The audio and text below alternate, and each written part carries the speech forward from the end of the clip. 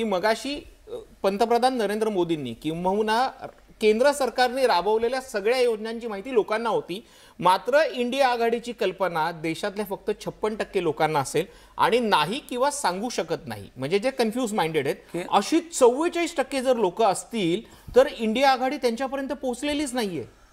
केंद्र सरकारच्या योजना लोकांना आज माहीत झाल्या याच्या कारण त्यातल्या काही योजना पूर्वीच्या आमच्याच आहेत, त्या थोड्याशा कॅमोफ्लाज करण्यात आल्या आणि त्यानंतर हे कर. आणि दुसरं असं आहे की आजसुद्धा सगळ्या राज्यामध्ये काही आता बंगालमध्ये त्यांनी आपली नावं डिक्लेअर केलेली आहेत, त्यामुळे तिथे इंडिया आघाडीचा प्रश्न येत नाही आहे. तर जिथे ज्या राज्यामध्ये आता इंडिया आघाडीहून एकत्र निवडणुका लढवल्या जाणार आहेत त्या ठिकाणी तो रेलेव्हन्स राहणार आहे. बरं, आपण पुढल्या प्रश्नाकडे आपण जाऊयात. तुषार, पुढला प्रश्न आपला असा आहे जो आपण जाणून घेऊया स्क्रीनवरती. पुढला प्रश्न पाहूयात. महिला सक्षमीकरण विधेयकाबाबत तुमचं काय मत आहे? याबद्दल महिला विधेयकाचं समर्थन करणारे आहेत 68% लोक, त्याचबरोबर महिला विधेयकाला विरोध करणारे 20%, काही सांगू शकत नाही यात आहेत 12%. पुढला प्रश्न आपण पाहूयात लगोलग याच्या. तो असा आहे की सुप्रीम कोर्टानं नोकरी आणि शिक्षणामध्ये आरक्षणाची मर्यादा 50% ठेवली आहे, पण विरोधक सातत्यानं हा कोटा वाढवण्याची मागणी करतायत. तुमचं मत काय? यावरती 50% कोटा हा खूपच कमी असून तो वाढवण्याची गरज आहे असं म्हणणारे 48% लोक आहेत. त्याचबरोबर 50% कोटा खूपच जास्त असून तो कमी करण्याची गरज आहे यावरती 21% लोक मत व्यक्त करतात. जातनिहाय आरक्षण रद्द केलं पाहिजे याबद्दल 15% लोक आहेत आणि आरक्षण फक्त आर्थिक निकषावरच दिलं पाहिजे याबद्दल 12% लोक त्या बाजूने कौल देताना दिसतात. काहीच सांगू शकत नाही याविषयी 4% लोक मत व्यक्त करताना दिसतात. सर, हा खूप महत्त्वाचा प्रश्न आपल्या सगळ्यांसाठी असणार आहे, कारण की आता राज्याच्या दृष्टीनं आरक्षण लागू झालेलं आहे आणि हे लागू झालेलं आरक्षण आणि आता ही आकडेवारी जी आपल्याला केंद्र स्तरावरती दिसते, देशाच्या बाबतीत दिसते. विश्वासजी, पहिलं तुमचं मत जाणून घेऊया. बघा, भारतीय जनता पार्टीची आरक्षणाविषयीची भूमिका अतिशय क्लिअर आहे. संविधानाने जेवढं जे काही आरक्षण दिलं आहे आणि संविधानाच्या प्रावधानाप्रमाणे जे काही आरक्षण देता येईल ते आरक्षण देण्यासाठी आम्ही कटिबद्ध आहे. महाराष्ट्रामध्ये आम्ही मराठा समाजाला जे आरक्षण दिलं आहे ते ओबीसीच्या आरक्षणाला कुठेही धक्का न लावता दिलेलं आहे आणि ते कायद्यात टिकेल असं दिलेलं आहे. आता कायद्यात टिकेल म्हणजे काय, तर बॅकवर्ड कमिशननी आपला रिपोर्ट दिला, स्टडी केल्यानंतर आम्ही कोर्टामध्ये हे कन्व्हिन्स करणार आहे की खरोखरच आज याची आवश्यकता आहे आणि म्हणून ते आरक्षण टिकणार आहे. त्यामुळे आमची आरक्षणाविषयीची भूमिका अतिशय क्लिअर आहे. अनंतराव, आपली प्रतिक्रिया?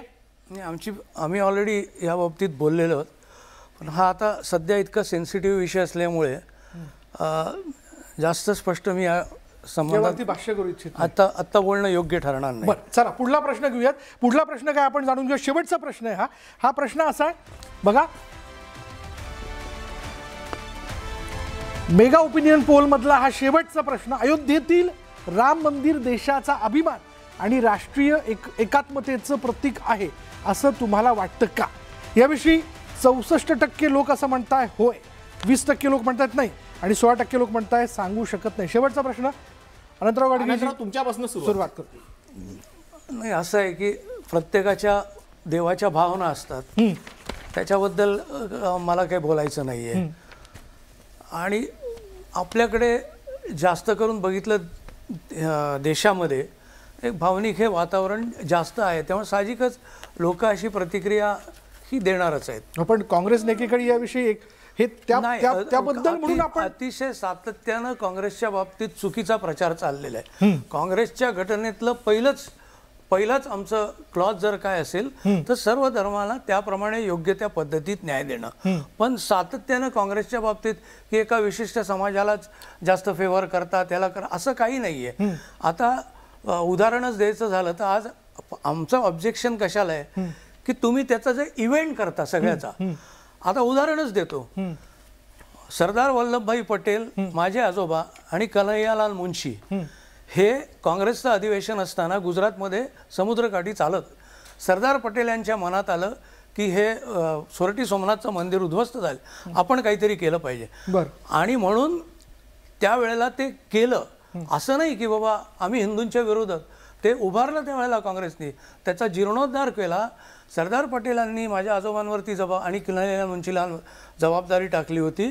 महिन्यातनं एकदा 4-5 दिवस जाऊन ते गुजरातमध्ये राहायचे आणि ते आज पुरं उभं केलं.